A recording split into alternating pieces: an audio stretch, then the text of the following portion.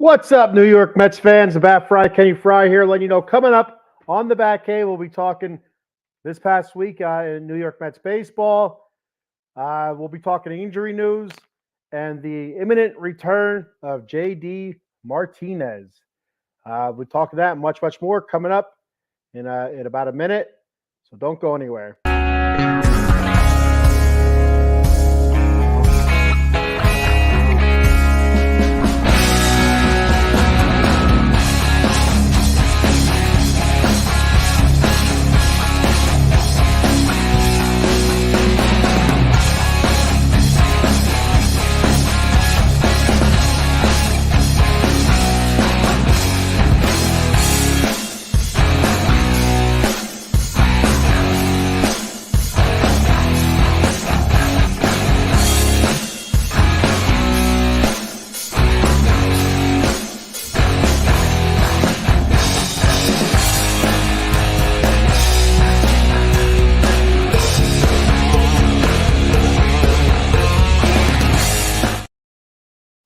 Good morning, New York Mets Nation, and welcome to the Bat Cave.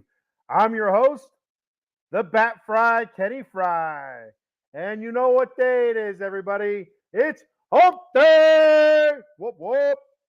Yes, sir, Hump Day. You gotta love it. All right, got a comment here kicking it off from our boy, Adam the Answer, commenting on good old YouTube there, saying, "What's up? What's up, Adam?" Adam's on the Atomic Drop podcast with us on Saturday nights, 10 p.m. He's on not every weekend, but you know he'll be on quite a few weekends moving forward. So look forward to doing the Atomic Drop podcast with Adam, talking WWE wrestling. And we got Eileen checking in. She's saying, Hump Day. Yes, it is, Eileen. It's Hump Day. Absolutely. I hope everybody's doing well out there. So before I get a kick started here with the New York Mets talk, this past week in Mets, I just want to throw out there a bit of breaking news. I don't know if you've seen it yet or not. I don't know if it's important or not. It depends on who you are. But Reggie Bush has been reinstated as the Heisman Trophy winner from, was it 05 or 06, whatever it was, the year that he won it, and they're going to give him his trophy back. I can't believe they actually took the trophy from him. I can't believe he handed the trophy over, to be honest with you. You know, they'd be knocking at my door. I'd be like peeking through the curtains. You know, they'd be like, I see you in there moving around, Fry. Answer the door. He won our trophy back. And I'd be yelling back, nobody's home. Wrong house. Stuff like that. So, yeah, they'd never get it back off of me. I don't know how they got it. You know, did he turn it over willingly? Did they send the FBI or some hired goons to his house to get that trophy back? And these are answers that I want questions that I want answered. That's what I meant to say. So yeah, so he got reinstated as your Heisman Trophy winner back in 05 or 06, whatever year that was, and he gets his trophy back. I mean, so people seen it happen. People seen him win the Heisman Trophy. All right. I mean, when the NCAA does something like that, when they take away national championships or they take away wins off of a coach or a program,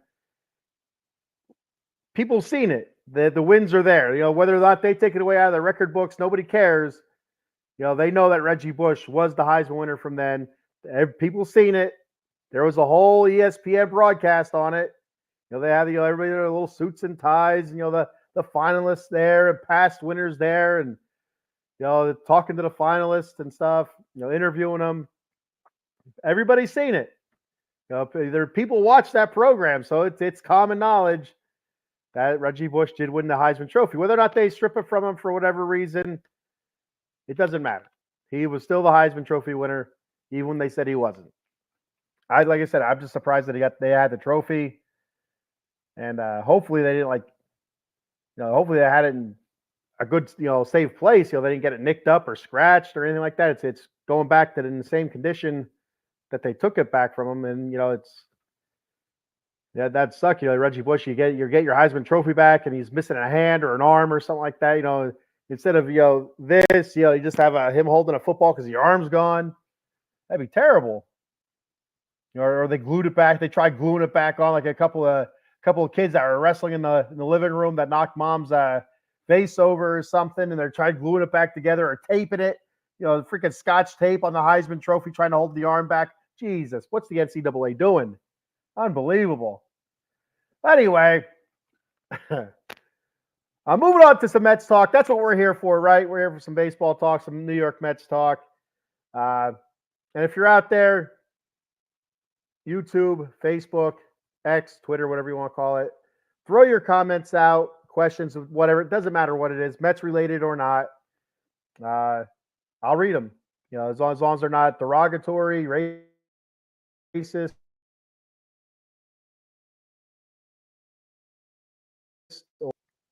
more than likely read every one. I've even read ones, where I guess it's spam.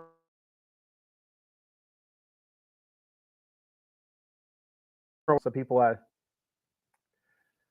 my internet's going in and out here, so hopefully I'm on right now. I don't know.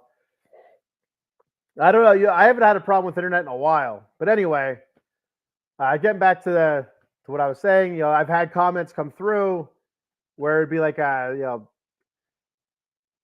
there, good looking. If you contact me at this site, we can be friends or whatever. It's like on the comments, it's like, where is this coming from? I've even posted that a couple times, and I read it. I'm like, wait a second, this is spam.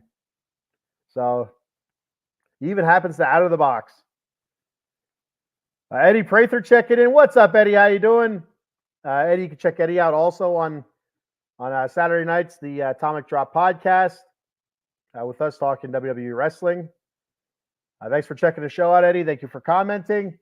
All right, let's kick it off. Mets sweep the Pirates. All right, that seems so long ago already, but when you do a show from Wednesday to Wednesday, I want to try to cover all the games that were in between those days. And I believe it was last Wednesday when the Mets swept the Pirates. Great series for the Mets. And I talked about this last Wednesday. The Mets won a couple series in a row last week when I was talking about it, but I felt like their offense was still inconsistent. Their starting pitching was pitching decent, okay to decent. They weren't going deep into games, which is pretty much today's baseball anyway. But going 5 innings, kind of lumbering through 5 innings, but still keeping the runs off the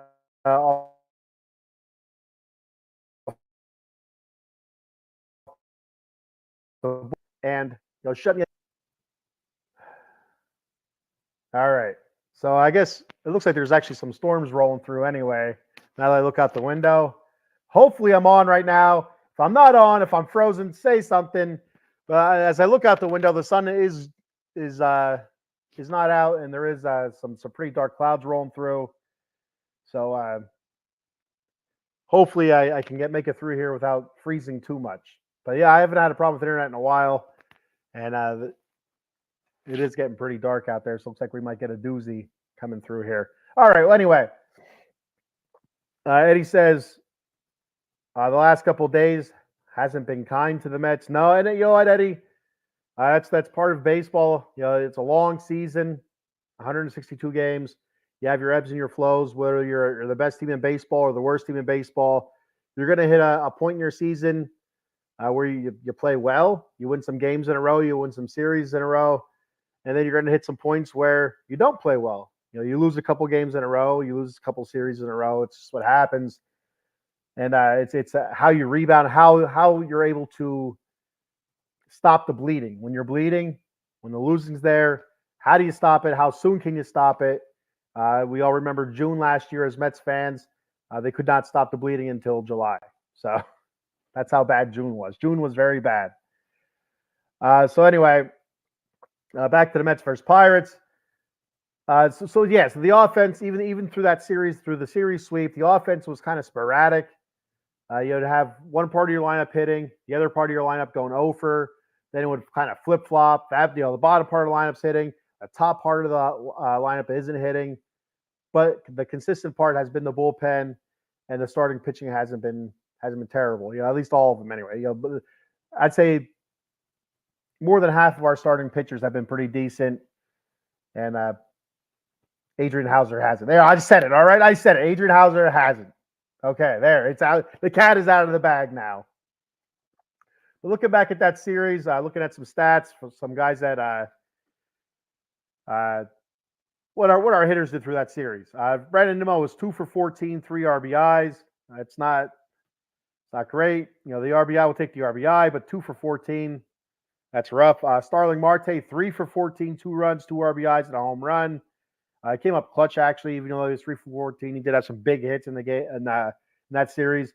Francisco Lindor, 3 for 11, 3 runs, 2 walks, getting on base. Pete Alonso, 2 for 10, 3 runs, 2 walks. We need more out of him as well. Brett Baty, 1 for 5. Brett Baty got hurt, if you remember last week. I was talking about that as well. Brett Baty, it was tightness in his hamstring. Wasn't sure how long he was going to be out. It was a day-to-day thing. I'll get back to that in a minute. Francisco Alvarez was 1 for 9, run, 2 RBI, 2 walks. You can see he started off nice and hot in the beginning of the season when the Mets were losing. And the Mets start winning, and he wasn't really hitting consistently anymore. Playing stellar defense, really good defense. Wasn't throwing anybody out, but I'd say a good portion of that wasn't on him. And a lot of that's on the starting pitching, not with their inability to hold runners on. Even the bullpen as well. It's such a struggle, and it's been a struggle for a couple seasons for the Mets now. Jeff McNeil, 2 for 10, 2 runs, an RBI. DJ Stewart, he was 1 for 1 run, RBI, a walk, and Tyrone Taylor, 4 for 6, run, 2 RBI. Harrison Bader, 2 for 9, run, 2 RBI, a home run, a walk. Looking at some pitchers, some starting pitching. Adrian Hauser, 5 1/3 innings pitched, 2 hits, 2 earned runs, 5 walks, 5 Ks. A lot of walks from him. Jose Quintana, 5 innings pitched, 4 hits, 1 earned run, 3 walks, and 4 strikeouts. Again, that's too many walks. And Luis Severino, still pitching very good. He won his game 2-1. He won his game. He's now 2-1. 6 innings pitched, 5 hits, 1 run, 0 earned runs, 3 walks, 4 Ks. So pitch count's high for the starting pitchers, not getting deep in the game. Even though Severino did go 6 innings pitched, no earned runs, that is a quality start, but still 3 walks. It's a little high. Not crazy high, but still a little high. So yeah, it was. I think that was our 4th series in a row, won, and that would be a 4-game winning streak at that point for the Mets. Against, then before we move on to the Dodgers. So the Mets move on to the Dodgers. They take 2 out of 3 from the Dodgers. Kind of surprising to me. I thought they would have went out west and laid an egg. But going up to the Dodgers, taking 2 of 3, taking the first 2 actually, and losing that 3rd game in spectacular fashion. So we'll go ahead and we'll go through that. So game 1 against the Dodgers, Mets win 9-4. They jumped all over Yoshinobu Yamamoto, which was fantastic to see. We all know about Yoshinobu Yamamoto. Basically signing with the Dodgers for the same exact contract, the Mets offered him first. So it's almost like he took the Mets contract and took it out west and said, "Here you go, Dodgers, I'll play for this." That's kind of what it feels like. So I really wanted to beat him, and he hasn't started his season off well. And if you remember when Senga started last season, he really struggled as well. So I do expect Yamamoto to find it, find himself, and it's probably going to be coming up. Probably it seemed like Senga turned his season around last year around June when the Mets were losing. Senga was playing well. I think it was around late May or early June. And the rest of the season he was outstanding. Again, I'm losing internet here, so if I'm kind of in and out, just bear with me. I see a lot of blue sky, but I see one big dark cloud over top. Son of a gun. Anyway, so moving on with that. They jump all over Yoshinobu Yamamoto. He had 6 innings pitched, 7 hits, 4 earned runs, 1 walk. He did have 9 strikeouts. I did have some really good stuff, but the Mets hit him, and they hit him hard. So looking throughout the game here, DJ Stewart had a solo homer in the 2nd inning. It's his 3rd of the season. Harrison Bader knocked in Alvarez in the 2nd. That was 2-0. It was 2-0 Mets after 2 innings. Alonso singled to right, bringing in Brandon Nimmo in the third. And then also DJ Stewart had a sac fly, knocking in Starling Marte. That made it 4-0 after 3. So they jumped on him early. He kind of settled down a little bit through the 4th, 5th, and the 6th innings. Then Teoscar Hernandez and Shohei Ohtani, they had an RBI in the 4th and 5th innings. They made it 4-2, kind of cut the Mets lead in half. Sean Manaea, he started the game. He went 5 innings pitched, 4 hits, 2 earned runs, 3 walks, 3 strikeouts, 85 pitches. He did good. He did good against those big bats. Your Mookie Betts, your Shohei Ohtani, your Freddie Freeman, Teoscar Hernandez. Kind of tiptoed around them. Didn't really let them hurt him too much. Like I said, Hernandez and Ohtani had RBIs in the 4th and 5th inning. That kind of chased Manaea out of the game. Then after 5 innings pitched, then Chris Taylor comes up for the Dodgers. He knocks in 2 in the 6th inning, so that takes the win away. Any chance of it takes the decision away from Sean Manaea.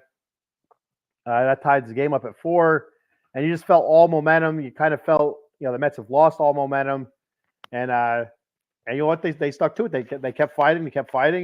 They were able to bust the game open. So after a couple of errors, actually I'm sorry, I'm all over the place here. The internet has me all goofed up. When the Dodgers tied the game up, it was all led through a couple of errors. Joey Wendell was playing third base. And like I said before, was it third base or no? Yeah, it was third base. Like I said before, with Brett Baty being hurt, they decided to start Wendell at third, and he booted a couple balls, and that was just it. I think it was Reed Garrett was pitching, and then he started struggling. He had a hard time finding the strike zone, and I think he hit a batter, loaded the bases up. That's when they got the 2 runs in from Chris Taylor. Yeah, he knocked 2 in, but then Garrett was able to settle down and get out of the inning, without any more damage.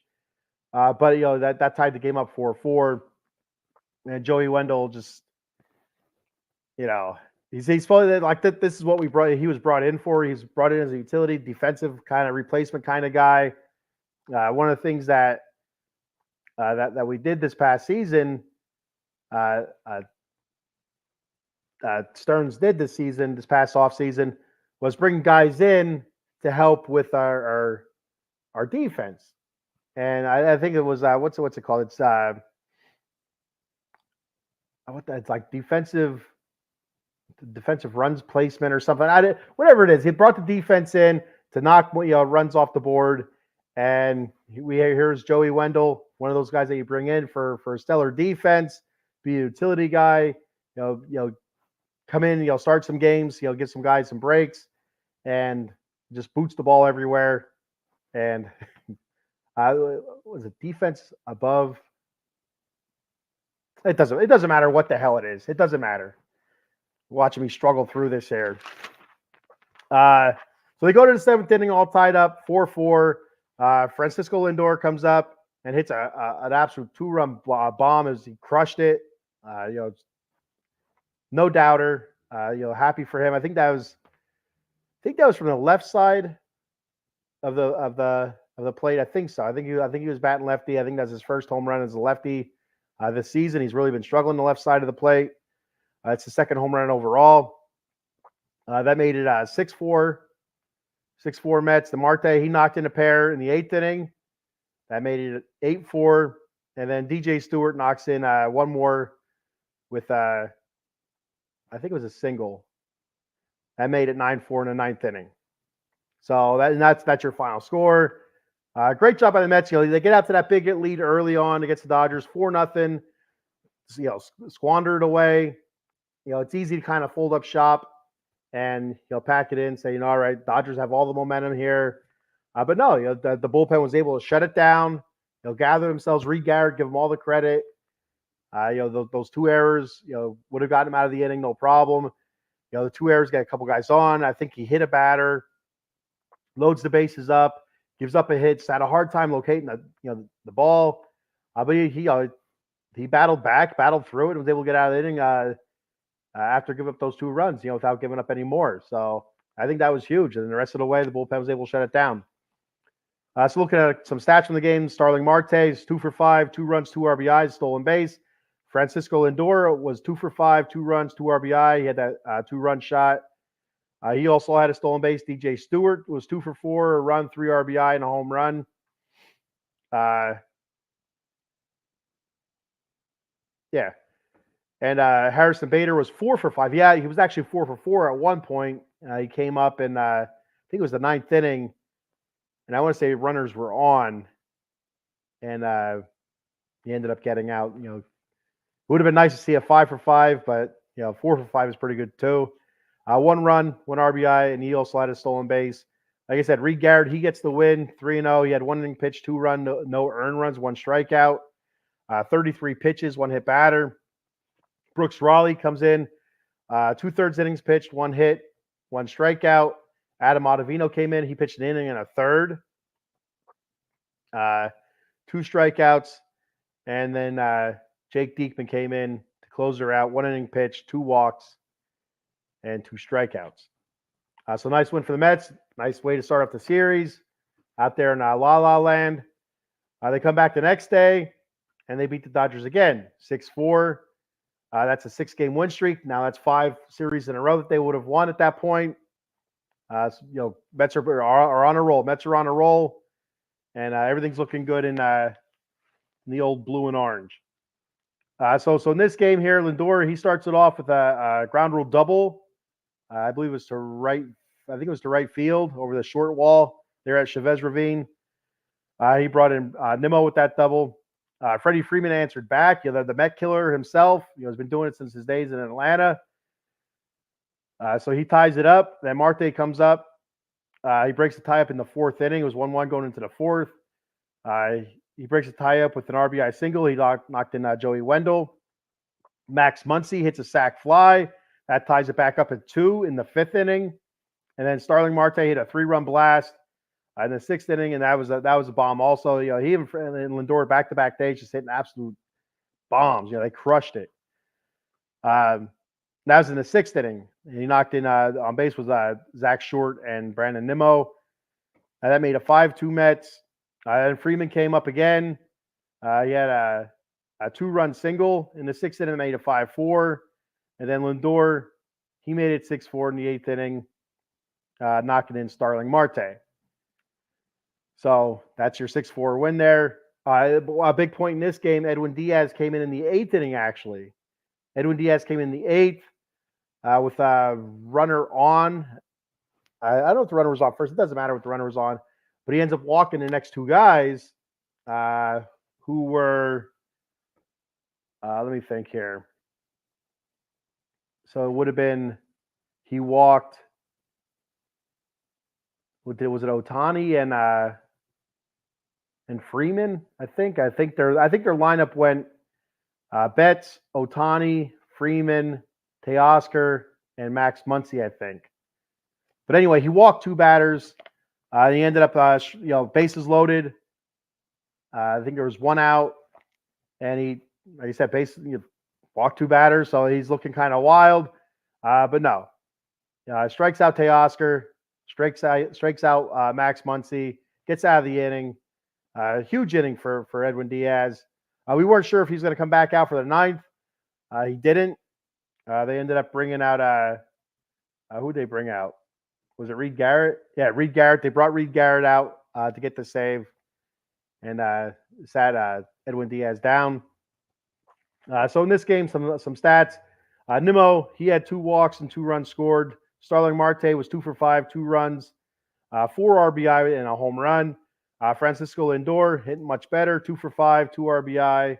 DJ Stewart, 3 walks. So he's getting on base, which is excellent. Jeff McNeil was 2 for 4 with a walk. Pitching wise, Jose Butto was your starter, and he threw a lot of pitches. Early, a lot of walks, and you can't really blame him. You want to pitch that beginning of that lineup, which is kind of scary to look at. Mookie Betts, Shohei Ohtani, Freddie Freeman, Teoscar Hernandez, Max Muncy. You want to pitch those guys really careful. And so he was walking a lot of guys, throwing a lot of pitches, walking them. Whether it was Betts, I'm not sure how many times Mookie walked that game. I don't know. I think Shohei, he might have walked once. I think Freddie. I don't know if Freddie walked at all. But yeah, it's a lot of pitches, a lot of walks for Jose Butto. But he kept the runs down as much as possible with all the traffic on the bases. He pitched only 4 1/3 innings. He got into the 5th inning.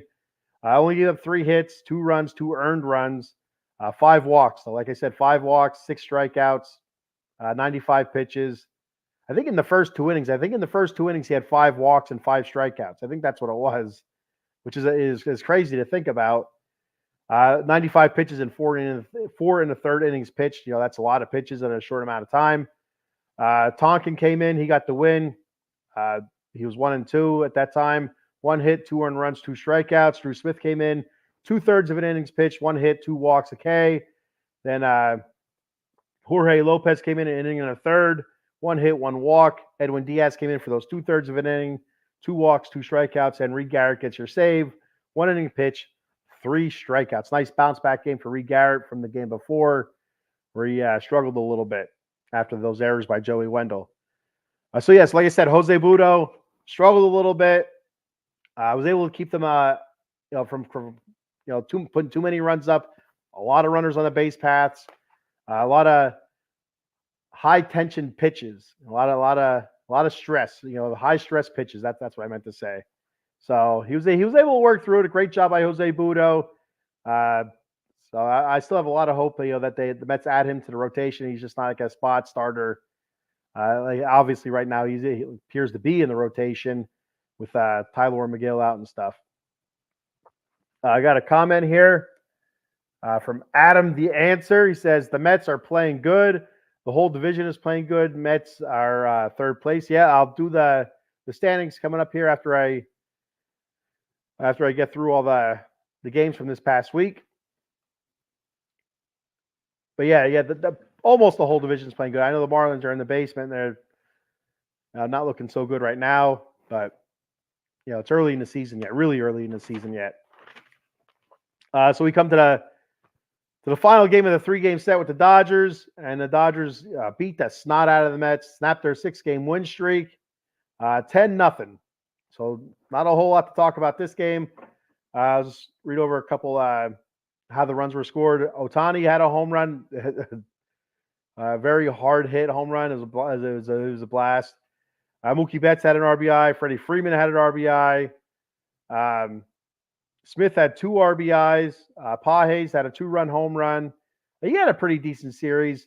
I know they're really high on him, but offensively didn't do a whole lot until that last game. But defensively, the Mets showed a lot of respect to his, for his arm. They didn't test him too much, and there's a couple of times where he thought they might have, and they were held up at third, just because the scouting report tells them the dude has a super strong arm. And I know many times watching those games, I think it was the SNY guys kept commenting on how he has light tower power. Meaning the dude can smash the ball, just hasn't shown it yet. So it's overall not a bad series for Pages for the Dodgers, but offensively, we'll see if he gets it going. I'm curious to see how much power he has. I want to see if he's going to be a big bopper. That just make the Dodgers even scarier. So it was 10-0 in the 5th inning. Tyler Glasnow was absolutely dominant. Shut us down. He was able to scatter 7 hits throughout the game. Nimmo, Lindor, Alonso, DJ Stewart, Jeff McNeil, Harrison Bader, and Tomas Nido. They all had hits. See, they scattered them. Adrian Hauser for the Mets, 4 innings pitched, 7 hits, 8 earned runs, 4 walks, 3 strikeouts, 81 pitches. He didn't look good at all. He got hit, and he got hit hard and hit a lot. Grant Harwig was just called up recently. 2 innings pitched, 1 hit, 2 earned runs, 2 walks, 1 strikeout. Then Michael Tonkin, 2 innings pitched, 1 hit, 1 walk, 1 strikeout. And he those two guys there, they saved that. They actually saved the bullpen. Being able to go two innings each to get through the rest of the game, because the bullpen's overworked, it's overused, and our pitchers can't go past 5 innings normally. So it's good for the rest of those bullpen guys to get a little bit of a rest.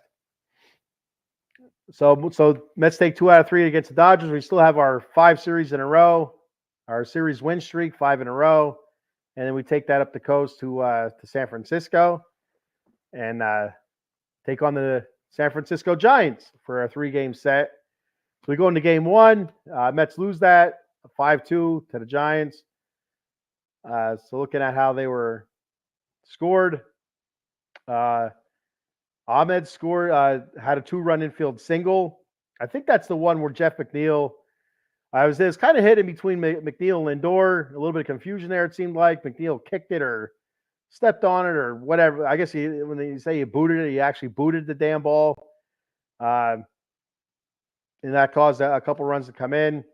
So that was a 2-run single, and it was 2-0 after 2.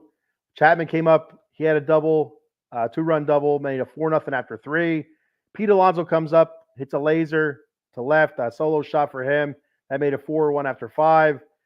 Michael Conforto, I'm a huge Conforto fan. I really like Michael Conforto. I was hoping the Mets would have signed him last season when he was a free agent. They did not. He went to the Giants last year. I think it was a 1-year deal, and then they re-signed him again, I think, or maybe it was a 1 year with a player option for a second. I don't know. But he's still there in San Francisco. But he answers with a home run, made a 5-1. He had a big series so far. That made a 5-1. Nimmo scored in the 9th on a wild pitch. That made a 5-2. And that was pretty much it. Keaton Winn, he was a starter for the Giants. He shut the Mets down. He did a hell of a job. Starling Marte was 2 for 4 with a stolen base. He's been fantastic so far this season. A healthy Starling Marte. He's a good Starling Marte. Pete Alonso was 2 for 4 run RBI off his home run. Jose Quintana was your starter. He struggled with his command. He takes the loss. He's now 1-2. 5 innings pitched, 7 hits, 5 earned runs, 3 walks, 4 Ks, 91 pitches. Just really had a hard time locating. I didn't watch this game. I was listening to it for the most part for their first few innings. And just had a hard time locating. It seemed like he was all over the zone and really rising that, causing that pitch count to rise. Jorge Lopez comes in for an inning pitch, 1 hit, 1 strikeout. Sean Reed Foley, who was just called up, he goes 1 inning pitch, 2 walks, and a strikeout. And also Josh Walker, who was recently called up, he went 1 inning with a strikeout. So the Mets lose back-to-back games now after winning 6 in a row. They go into last night against the Giants and hoping to get back in their winning ways, and it doesn't happen. They lose to the Giants 5-1. That's 3 losses in a row now. That snaps our series win streak. Snaps it at 5. So that's a bummer. Estrada and Yastrzemski had RBIs in the 5th. That made it 3-0. I think Yastrzemski had 2 RBI. Or was it Estrada? I think it was Yastrzemski. Yastrzemski had 2 RBIs in the 5th, and Estrada had 1. Yastrzemski adds another in the 7th, made a 4-0. Lamonte Wade Jr. knocks in Yastrzemski to make it 5 in the 7th inning. And the Mets' lone run came in the 9th inning on a fielder's choice by DJ Stewart. Starting pitcher for the Giants, Logan Webb. The dude's a buzzsaw. I mean, he was coming in super hot and just like a hot knife through butter. With ease through the Mets lineup with ease.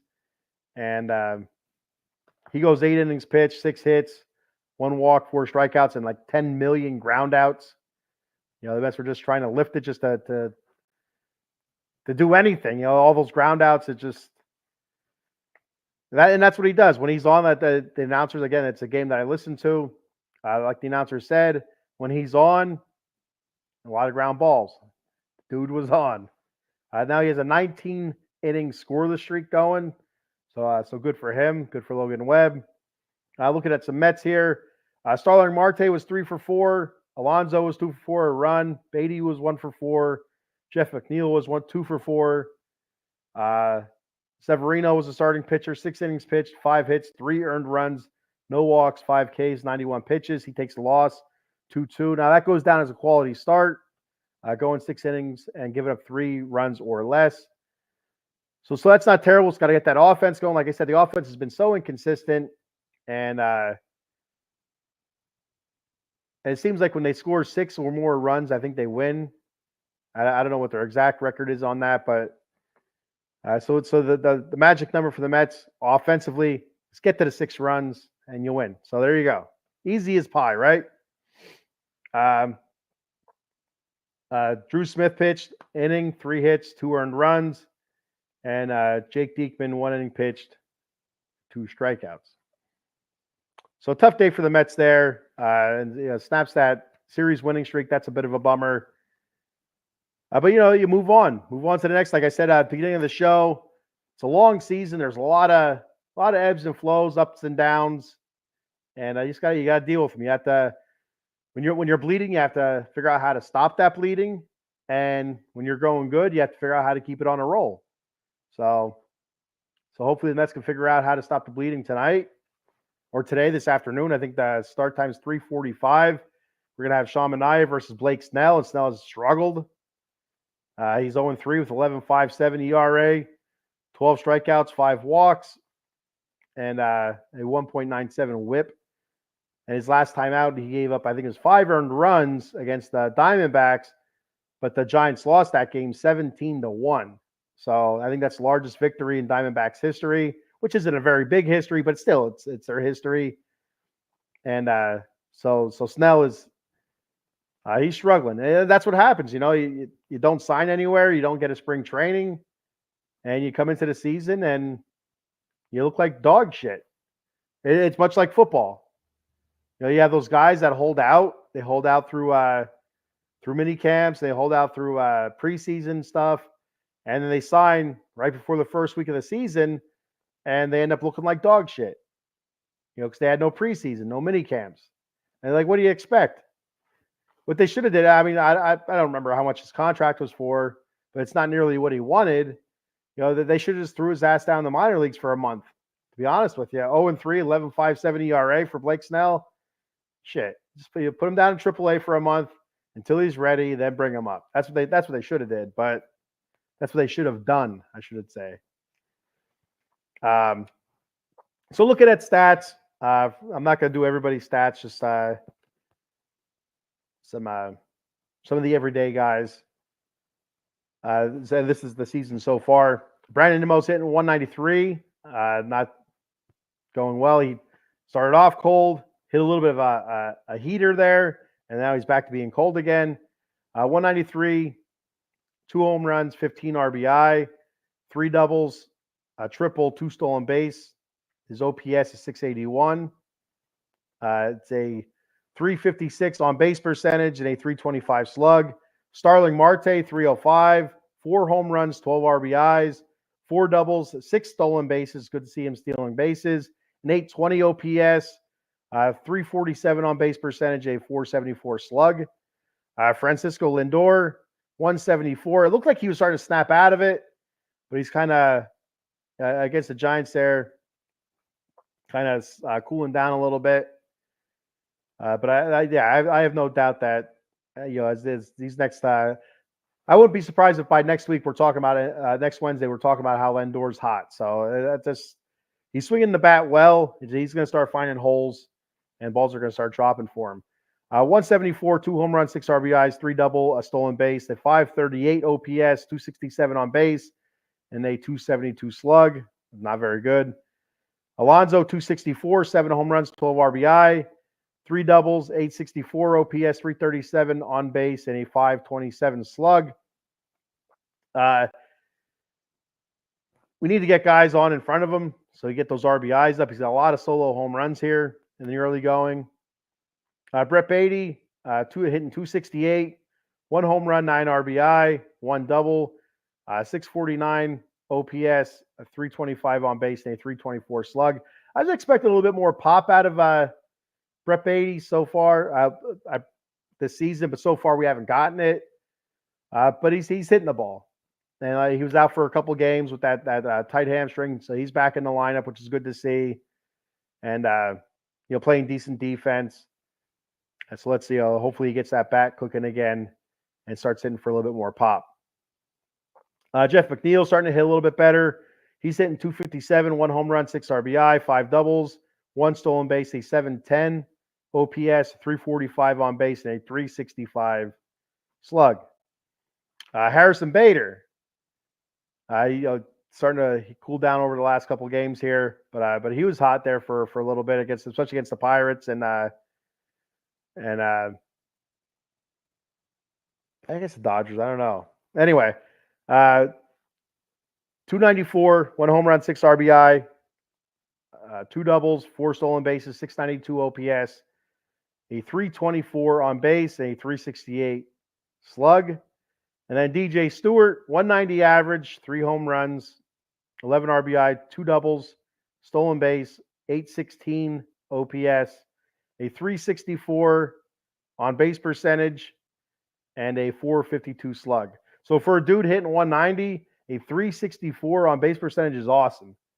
That means he's getting on base through walks and hits. So, yeah, he keeps finding his way on base, putting the ball in play. He'll be fine. He's been hitting the ball very, very well recently. I know early in the season when things were going bad, I said he's just a skinny Vogelback right now, a skinnier Vogelback. Which, if you watch the games, DJ Stewart's a little bit thick himself, just not quite as thick as what Vogelback was. But he's doing well. Like I said, he's putting the ball in play, and he's getting on base through walks and stuff like that. So. Just keep doing what he's doing, and it's going to be interesting to see what they do with him with JD. I did it last week, all last week. I thought about it after I got off. I went off the air. I must have called JD Martinez DJ Martinez like 100 times last week. So, but it's going to be interesting to see what they do with DJ Stewart when JD Martinez comes back, and he should be coming back this Friday. From every report that I've been hearing anyway. So looking at the starting pitchers, Jose Quintana through 5 games is 1-2, a 4.21 ERA, 20 strikeouts, 14 walks. I don't like those walks. Got to get them down. 1.60 whip. That's 25 2/3 innings. Severino, he's pitched 5 games. He had 2 quality starts, 2-2, 2.67 ERA, 26 strikeouts, 9 walks, 1.26 whip in 27 innings pitched. Sean Manaea, 4 games started. Like you said, he's starting today, this afternoon, 3:45, I believe the start time is. 1 quality start, he's 1-1, 4.12 ERA, 21 strikeouts, 10 walks, 1.37 whip in 19 2/3 innings. So hopefully he has a good start today. Jose Butto through 3 games, 3 starts, 2 quality starts. He's 0-0, 1.65 ERA, 21 strikeouts, 9 walks, 1.04 whip, and that's in 16 1/3 innings. And Adrian Hauser, 4 games started, 0-2, is 7.45 ERA. That's rough. This is even more rough. 12 strikeouts, 14 walks. That's a terrible ratio. 1.76 whip in 19 1/3 innings. We got a comment here. From Yuki Matsui. What's up, Yuki? Hump day! Yes, it is. Yuki says, hump day, we need Trevor Bauer on the Mets. He would be our ace. I thought innocent until proven guilty. I mean, and so I guess, to be honest with you, Yuki, I'm on your side. I mean, the dude that appears to be humbled, something fierce. He's lost a lot of money. His name has been dragged through the mud. But I don't know what else he has out there. I don't know.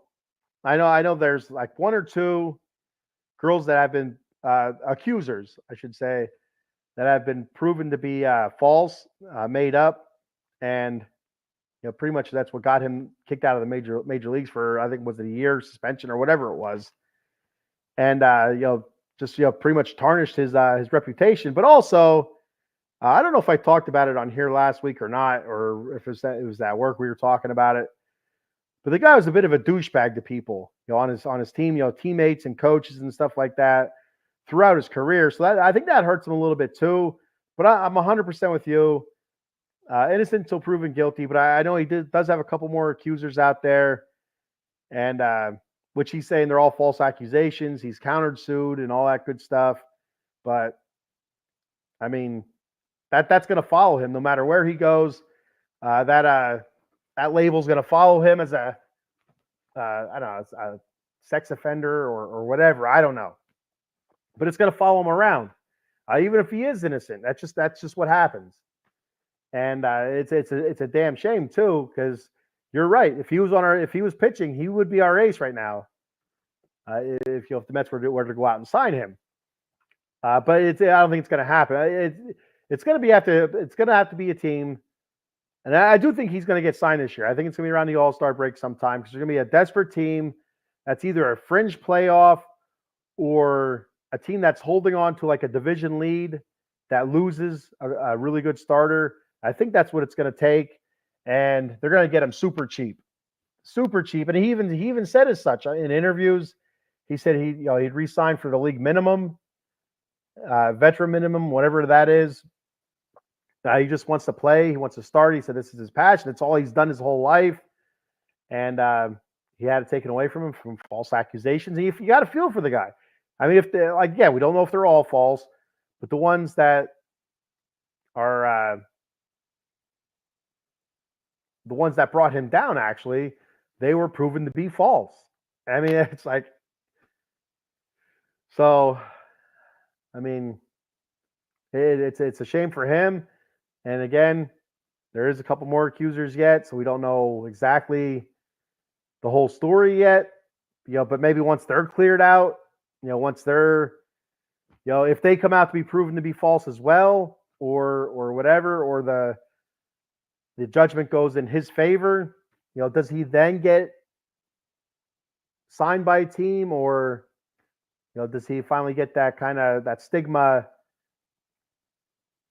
I don't know, wiped away, I guess, or clean from his name? I don't know. It's tough to say. It's somebody that goes to jail, for instance, whether it's like a relative or a friend or whatever, and every time you see them after that, after they get out of jail, they're in jail for a month or 2 months or whatever it is, nothing serious. But there's always that stigma then, they were locked up, they were in jail, and all the jail jokes and stuff like that. But that follows them around. They've learned their lesson or whatever, nothing serious, but it's a stigma that's going to follow them around. It's the same thing with him, which is a more serious thing if proven to be true. But even if they're proven to be even if he's proven to be innocent, it's still going to follow him around. And so you're going to need an owner. You're going to need an owner that, one, doesn't care what media or fans or like the experts out there. You have to find an owner that doesn't care what they think. That's one part of it. An owner with a little bit of testicular fortitude. So who knows who's out there? I don't know. But I'm telling you, I really think that he's going to get signed. It's going to be around the All-Star break, and we're around the trade deadline, somewhere around there. And it's going to be a team that's a fringe playoff team. It feels like he can get them over the hump. We're a team that's either leading their division or close to the leading division, that either loses a starter or they feel like that he can take them to the next level. Because everything you see, everything you hear about him, he hasn't lost anything. So I wish it was the Mets giving him the look, but I don't think it will be.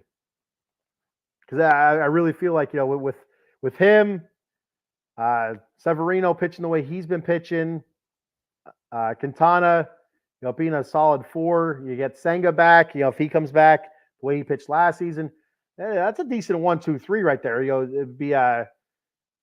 would be Bauer, Senga, Severino, and then probably probably Quintana, then Minaya, or Minaya Quintana. And then if you go for the sixth man, I would probably go Budo. A sip of iced tea for the working man, baby, and the working ladies. Next comment says Yuki says we need to drop Lindor out of third in our lineup. He is terrible. It's almost like one of those things. Like, do you let him kind of work through it, and how long do you let him try to work through it before you do move him? Sometimes you move a guy from third to sixth, or something like that, or third to seventh.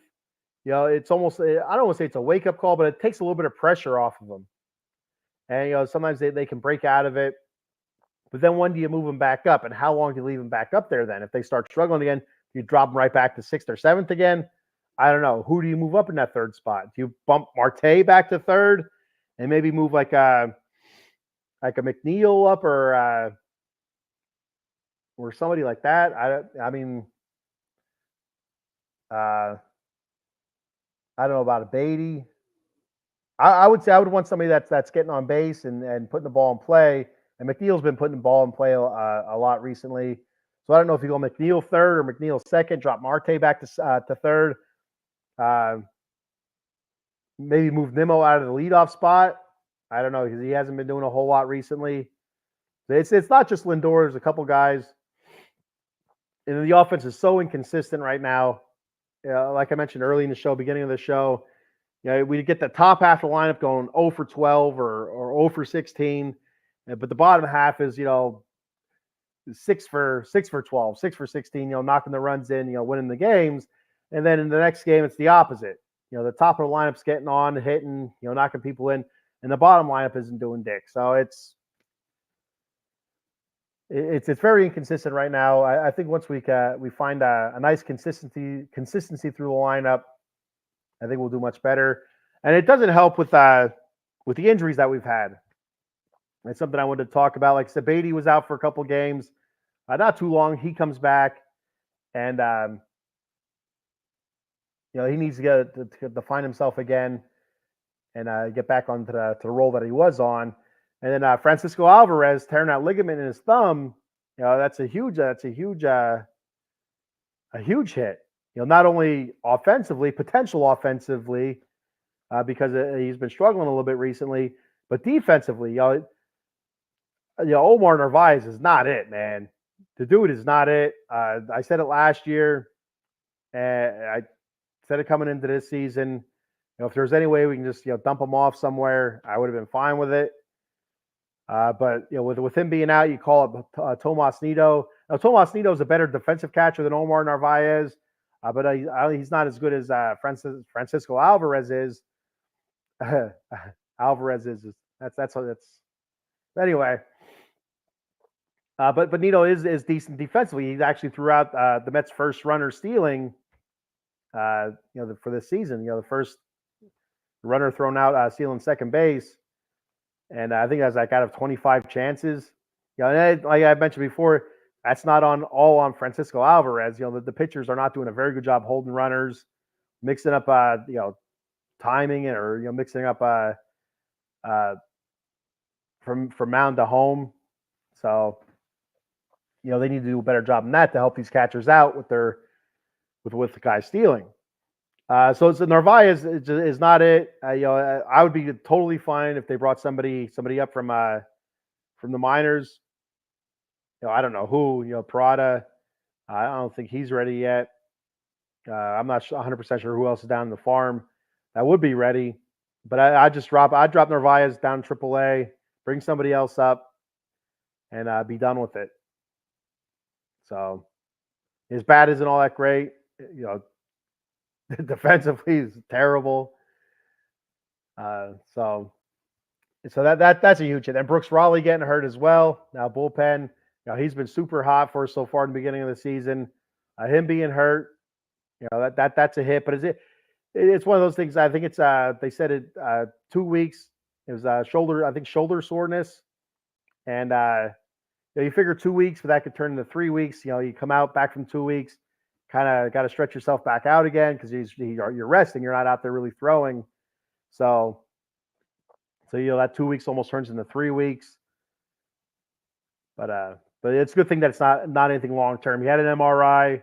They didn't see anything wrong, anything structural, nothing, besides just some soreness. So that's good news out of the bad news part of it. But still losing him out of the bullpen is big. The Mets did DFA Tonkin again. I feel bad for the guy. They DFA'd him before, and he had an apartment in New York and everything. And they DFA'd him, and I guess he didn't get claimed. I think he accepted the DFA, and then he was traded to the Twins. And the Twins, so then he's getting all this stuff delivered to Minnesota, from New York. He he ended his lease on his apartment in New York and everything. Well, then the Twins, it's not funny, but it is. The Twins release him, DFA him, and the Mets end up picking him up again. And he ends back up in New York, and he doesn't even have all of his stuff with him. And now the Mets DFA him again. So if I'm Tonkin and I don't get claimed, I accept the assignment to say I'm not moving anywhere else. This is it. Once my stuff finds its way here, I am not being DFA'd again. I don't give a shit. So I feel bad for him, but I don't feel bad for him. So Stacy Baker checking in. What's up, Stacy? She says, "Good morning, Bat Cavers." Good morning, Stacy. How you doing? Getting ready for that NFL draft, are you? See what those Giants do. Curious. I don't know. Are they going to take a quarterback, or I think they should take offensive line, in my opinion. But I don't know their team inside and out either. So, all right. So back to the stats. Looking at the bullpen, Jorge Lopez, 12 games pitched, 11 2/3 innings, 1.54 ERA, 9 strikeouts, 4 walks, and a 1.03 WHIP. He's been really good. Reed Garrett, 6 games, 10 2/3 innings, 0 ERA, 5 hits. He has given up some runs, but they weren't earned runs. 21 strikeouts and 3 walks. Fantastic. Reed Garrett has been just amazing so far. Hopefully he keeps that. He can continue that throughout the season. 0.75 WHIP. Adam Ottavino, 8 games, 8 1/3 innings, 2.16 ERA, 14 strikeouts, 0 walks. Awesome there. He got knocked around a little bit in the beginning of the season, but he's really settled down nicely. 0.48 WHIP. Edwin Diaz, 8 innings pitched, or 8 games, 7 2/3 innings pitched, 1.17 ERA. The run he gave up was a solo home run. Who was that against? Was that against the Reds? But yeah, it was a solo home run in the 9th inning, and he was still able to get the save in that game. 12 strikeouts, 4 walks, 0.78 WHIP. Drew Smith, 10 games, 10 innings pitched, 2.70 ERA, 11 strikeouts, 7 walks, 1.70 WHIP. Brooks Raleigh, before he got hurt, 8 games, 7 innings pitched, a 0 ERA. He's been phenomenal. Only 2 hits, 9 strikeouts, 3 walks, 0.71 WHIP. And Jake Diekman, 9 games, 8 innings pitched, 3.38 ERA, 12 strikeouts, 5 walks, a 0.88 WHIP. So that's what we got stat-wise. So looking at standings, we got the Braves leading the NL East in this early part of the season. We're only 22 games in, 23 games in, depending on where you're at. Braves are 16-6. Philly right behind them, 15-9, 2 games back. The Mets are 12-11 after dropping 3 in a row. They're 4.5 back. Washington, the old Nationals, they're 10-12, 6 games back. Feisty Nationals. And the Miami Marlins, 6-19, 11.5 back. And they have officially been eliminated from any playoff contention. At least in my book, anyway. All right, so looking at who's next, coming up next. Real quick before I do that, right now we're sitting at 114 live viewers. Majority of them appear to be from X, the old Twitter, whatever you want to call it. You can now comment from X. You double click the live feed, and their comment section should pop up. So, if you're watching, from X, throw your comments out, whatever it is. I'll read it on air, give you a shout out. If you want to say, hey, Bat Fry, you suck ass. Why are you doing this? You're an idiot.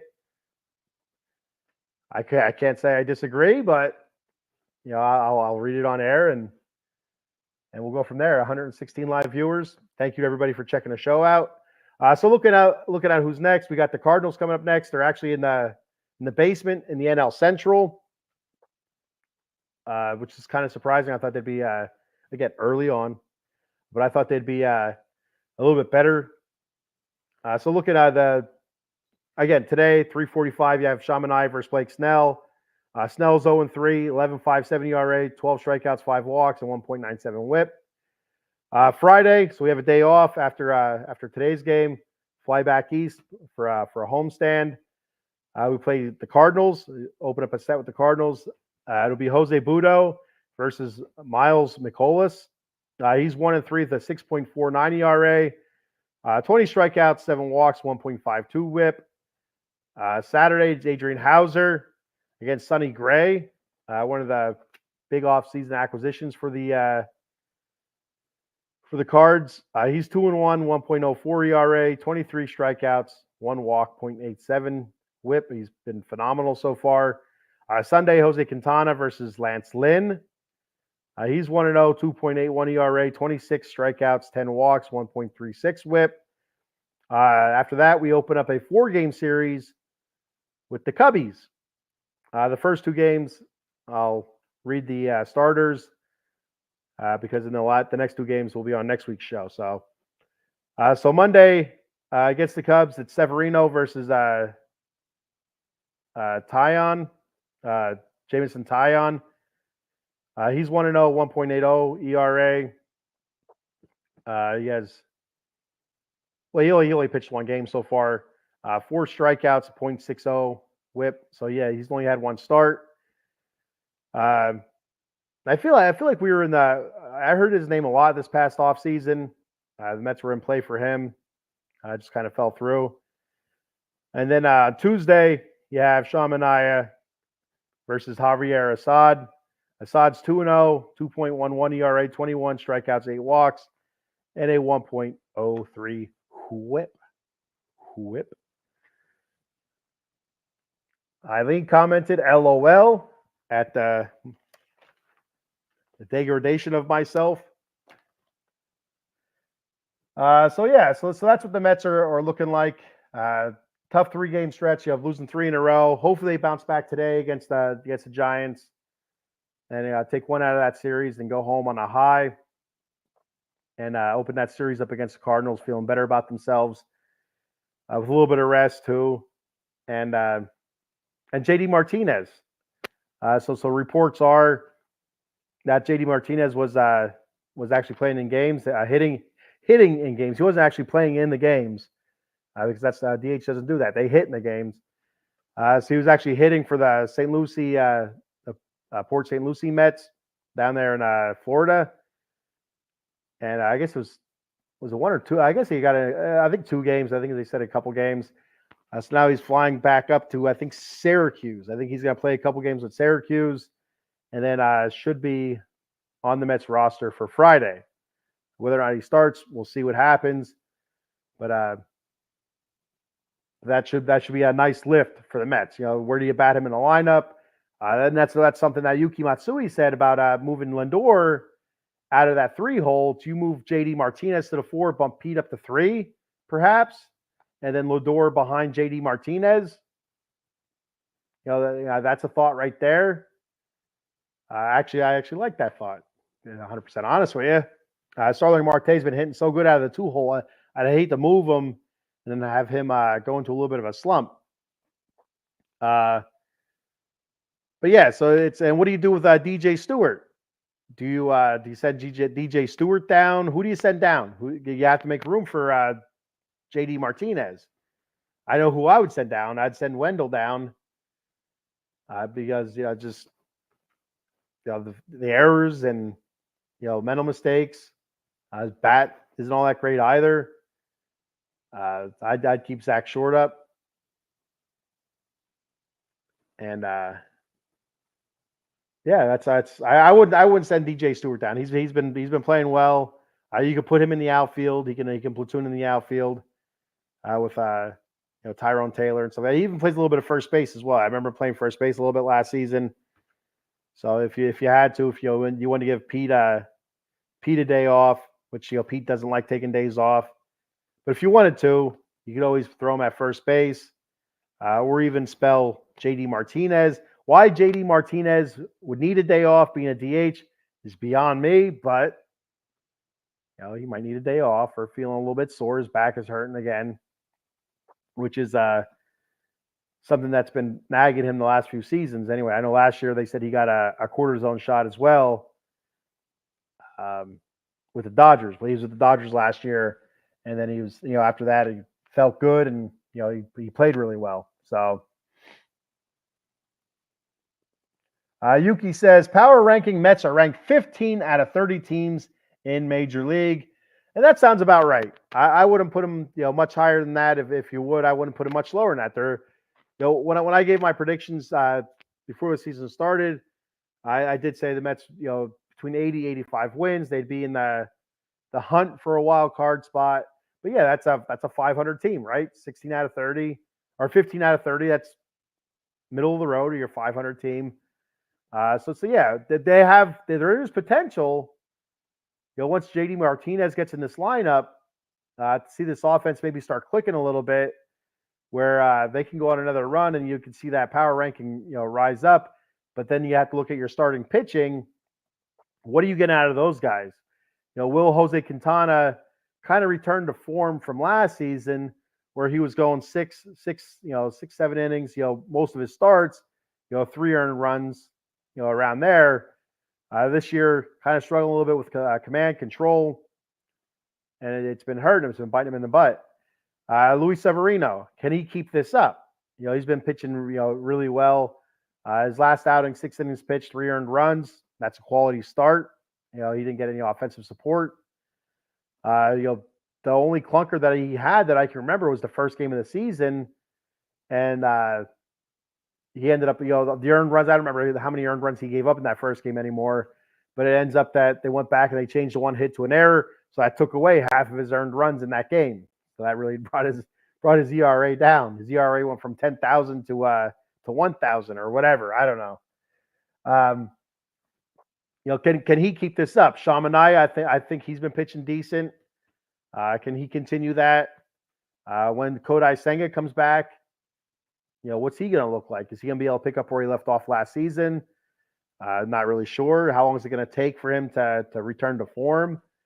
Tyler McGill, I know he's getting ready. I don't know when he's eligible to come off the injured list, but he's getting closer to a return. David Peterson as well. Who else do we got out there? There's another lad. I can't think of his name. I think it starts with a K. Starting pitching wise, but yeah, a lot of it's going to come down to starting pitching and bullpen. If the starting pitching can stretch their starts out a little bit more, save that bullpen a little bit. That's one of the things that really hurt the Mets last season, in my opinion, was the bullpen was being overused early in the season, and it just bit him in the ass. The bullpen wasn't good. The starting pitching wasn't good until near the end of the season, when they had Lucchesi and Budo. Senga was awesome. Senga was awesome for 3/4 of the season. It was just that first quarter where he struggled a little bit. Bullpen wise, Ottavino struggled. Raleigh looked good last year. I know Drew Smith struggled at times. A lot of what do you call it? A lot of turnover in the bullpen. Some advice, Steve, for the working man. Yuki also says, should Mets trade Ryan Clifford and Acuna for Mike Trout? It'd probably take a lot more than that, to be honest with you. Mike Trout, I think, is off to a really good start. And with his injury history, what the hell am I saying? Of course, freaking Mike Trout. I don't know, how old is Mike Trout? I feel like he's been around for a while, so I'm not really sure his age, but I feel like he might be in his 30s now. I might be wrong. I just feel like he's been around a long time. But I would say, yeah, I would say you'd trade Ryan Clifford and Acuna for Mike Trout.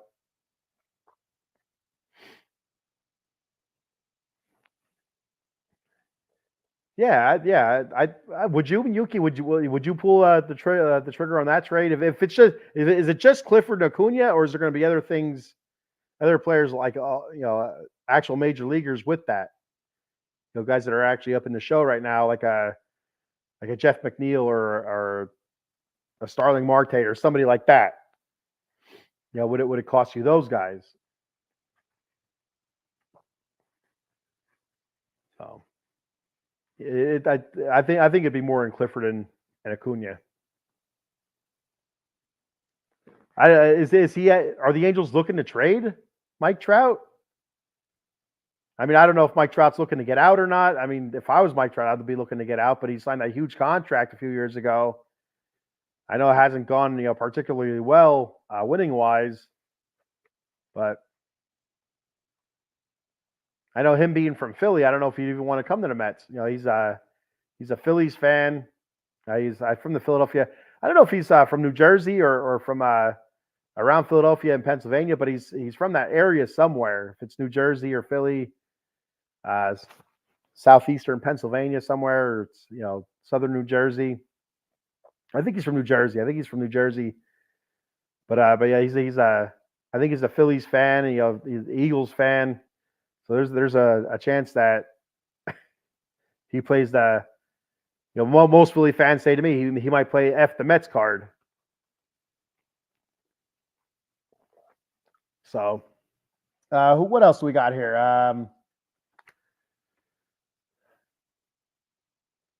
I think that might be it. Yeah,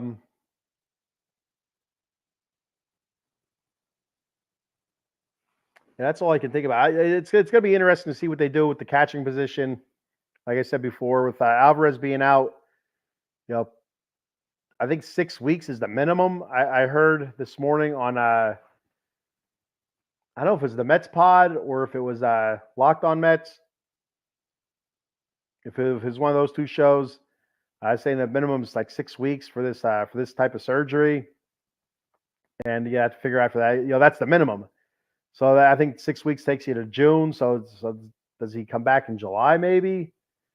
If the Mets are still hanging around, that's good to get him back. Then, but who knows how he's going to be when he does come back. That's surgery on a ligament. That's a big deal. You're not going to be the same right away. So we'll have to see what happens there. And like I said, hopefully they do something with Narvaez.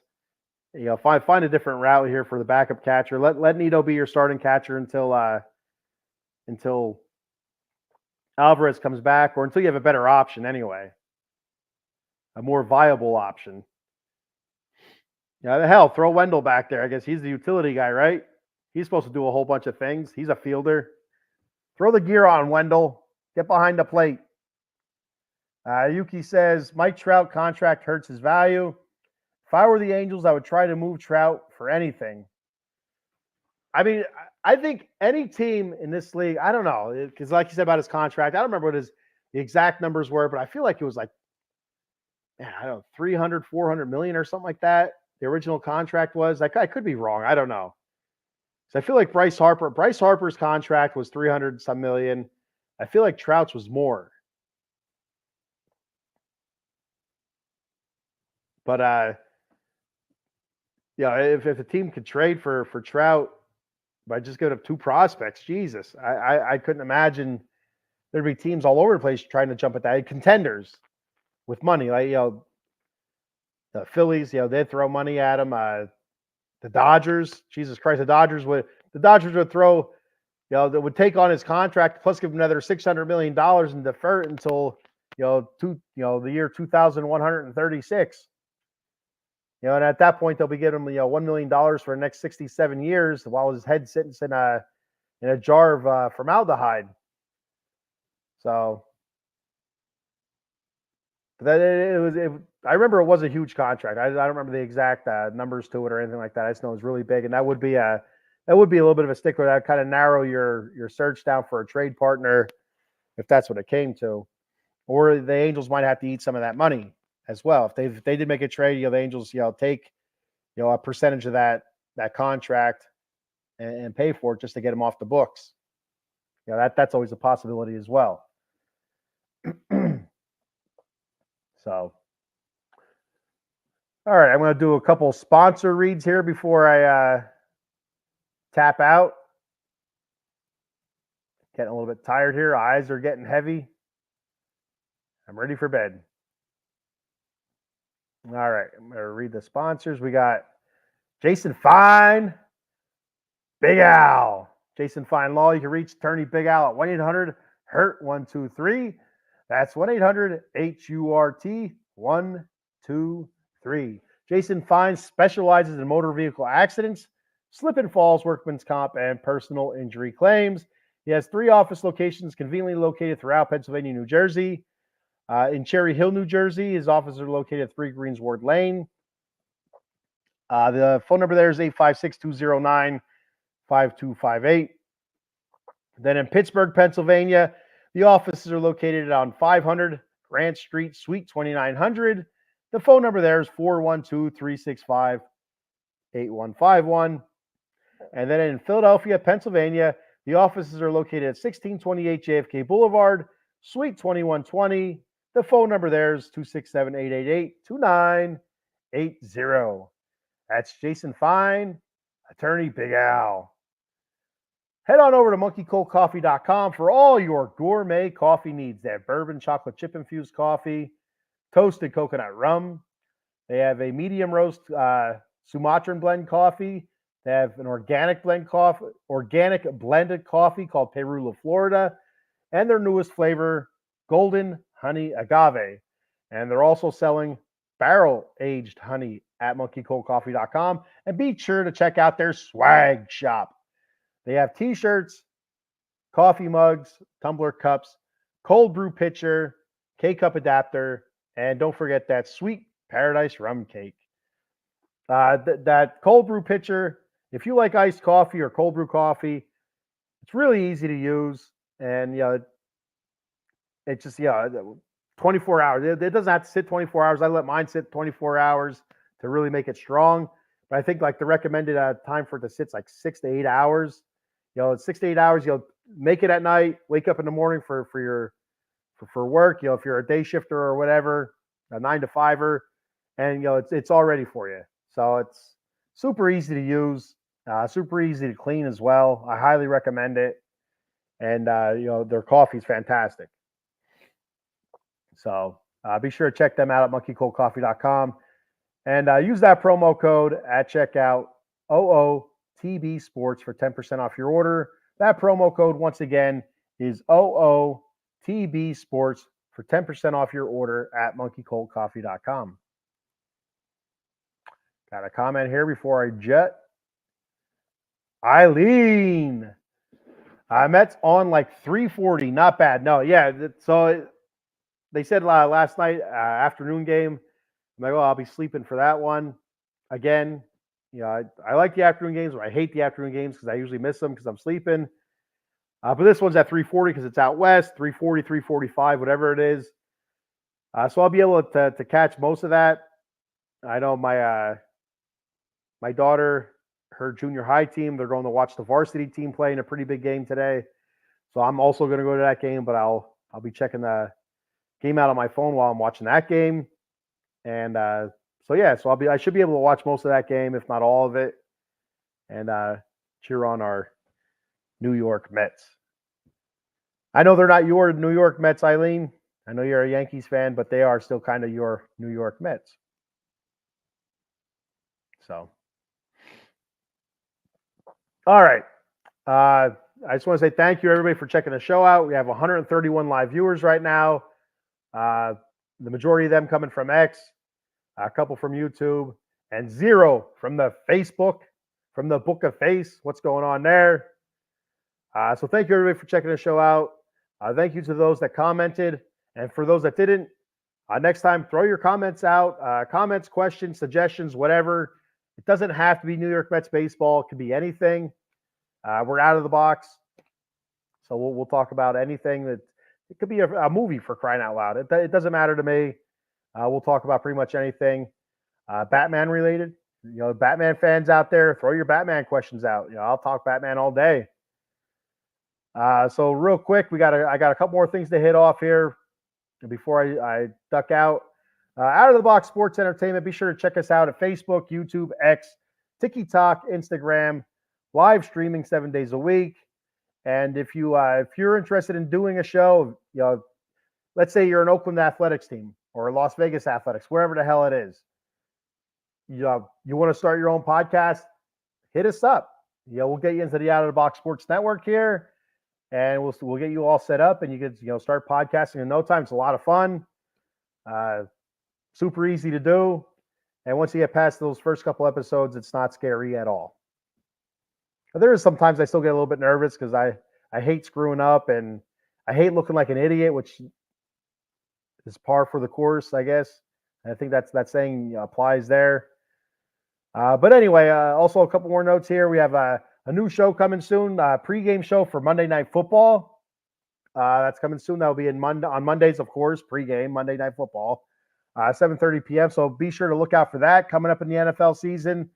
And be sure to check us out tomorrow night for the Drive live NFL draft. We'll have a couple of hosts on. Hosts will be on. They'll be off. We'll be talking NFL draft. That'll be starting at 7:30 tomorrow night. YouTube, Twitter, and Facebook. And I know I'll be on. I won't be on until a little bit later, probably closer to 8:30. My kids, they all have practices, and by the time I get home and eat dinner, I'll probably get ready for work. That way I don't have to rush. But I'll be on a 8:30. We'll see who the Raiders pick up this year, and hopefully it's not a dud, like many first-round picks have been. And the ones that weren't duds, we let go or trade. So, Josh Jacobs, Khalil Mack, Amari Cooper. It is what it is. The life as a Raiders fan. One last comment here before I get out of here. We got Yuki Matsui said, "Did you talk about?" No, I didn't. Thank you. I forgot all about it. The City Connect jerseys. So all right. Here's my thought on the City Connect jerseys. Again, Yuki, thank you for bringing that up. I forgot all about them. So originally, and this happens to me all the time. I guess the older I get, the more gullible. I want to be one of those old people where you have the man from the power company coming to the house, knocking on the door because they want to check the meter in the house. I let them in, and all of a sudden, all my treasure's gone. That's going to be me when I get old. Because I, scroll through the interwebs. There's so many things I'm like, oh wow, I believe that's very believable, and then it's not true. So I've seen so many different versions of this jersey, the City Connect jerseys. I'm like, this is gonna suck. Some of the City Connect jerseys are decent, some of them suck. So I was really worried about the Mets sucking, and they don't suck. I like them. I really do like them. My birthday's coming up in May. I kind of poked Mrs. Fry a little bit. Gave her, my sad puppy dog eyes and showed her my cellular telephone, said, "Mrs. Fry, can you please buy me this for my birthday? I've been a good boy this year." So I do like them. I do like all the added touches that they have to it, like the subway, the purple for the number 7 subway. Under the bill of the hat, they got was it Subway Maps or something like that. The pinstripes, I think it's was it Rail Tracks maybe or something like that. It's a whole lot of really cool things that they added into that I thought was fantastic. I thought it was really cool.